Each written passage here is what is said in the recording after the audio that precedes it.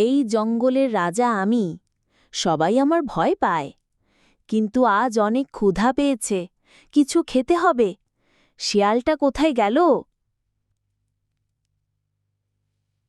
রাজামশাই, আমি এখানে। কি হয়েছে? এত রেগে আছেন কেন?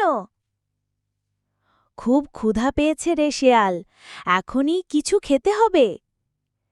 ঠিক আছে মহারাজ, আমি একটা মজাদার খরগোশের খোঁজ জানি, চলুন দেখিয়ে দিই।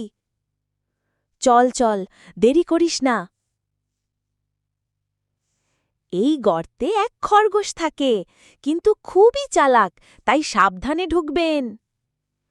আমি কাউকে ভয় পাই না, আমি নিজে ঢুকেই ধরে আনব। ওরে বাবা, এটা তো ফাঁদ ছিল। হা হা হা হা হা হা! রাজামশাই, বোকামির একটা সীমা থাকা উচিত। চালাকি ছাড়া জঙ্গল শাসন চলে না।